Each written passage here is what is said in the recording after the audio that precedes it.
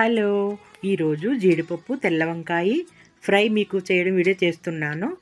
అయితే దీనికి ఒక హాఫ్ కేజీ తెల్ల వంకాయలు చిన్నవి లేతవి తీసుకోవాలి.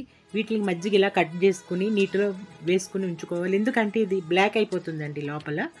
వీటిని నీరు లేకుండా గట్టిగా పిండుకుని ఒక ప్లేట్లోకి తీసుకున్న తర్వాత సాల్ట్ ఉంటుందిగా ఇలా వేళ్ళతో తీసి వంకాయ మధ్యలో ఇలా అద్దుకోవాలి. ఎందుకంటే దీనికి మసాలా పెట్టము, ఫ్రై కాకపోతే ఇలా అన్నీ అద్దుకున్న తర్వాత వెడల్పాటి గిన్నె పెట్టుకుని 5 లేక 6 టేబుల్ స్పూన్ల ఆయిల్ పోసి వేడెక్కాక వంకాయలన్నీ ఈ విధంగా పేర్చుకుని పైన మూత పెట్టి ఒక సిమ్లో పెట్టి స్టవ్ 10 నిమిషాలు ఉంచితే మగ్గుతాయి.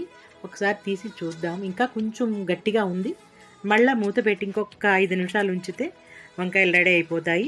ఈ లోపల మనం పోపు దినుసులు ఎండుమిర్చి, కొబ్బరి, శనగపప్పు, మినపప్పు, వెల్లుల్లి, అల్లం, జీలకర్ర, దాల్చిన చెక్క, లవంగం ఇవన్నీ మనం ఇలా వేయించుకోవాలి. కొంచెం ఒక స్పూన్ ఆయిల్ వేసుకుని వేయించుకున్న తర్వాత మసాలా అది జార్లోకి తీసాను.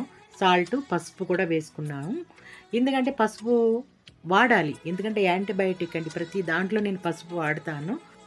వంకాయలు మెత్తగా ఉడికిపోయాయి. ఇప్పుడు పోపు వేయించుకున్న గిన్నెలోకి నూనె లేకుండా వంకాయలన్నీ దేవుకుని పక్కన పెట్టుకోవాలి. ఆయిల్ చూడండి చాలా ఉండిపోతుంది, ఎక్కువ ఆయిల్ అయితే పట్టదు ఉంది. ఇప్పుడు మనకి గ్రేవీ కావాలంటే సన్నగా 2 ఉల్లిపాయలు తరుక్కుని అందులో బ్రౌన్ కలర్ వచ్చే వరకు వేయించుకోవాలి. ఈ విధంగా వేగిన తర్వాత మసాలా రెడీ చేసుకుందాం. జీడిపప్పు కూడా వేస్తున్నాను.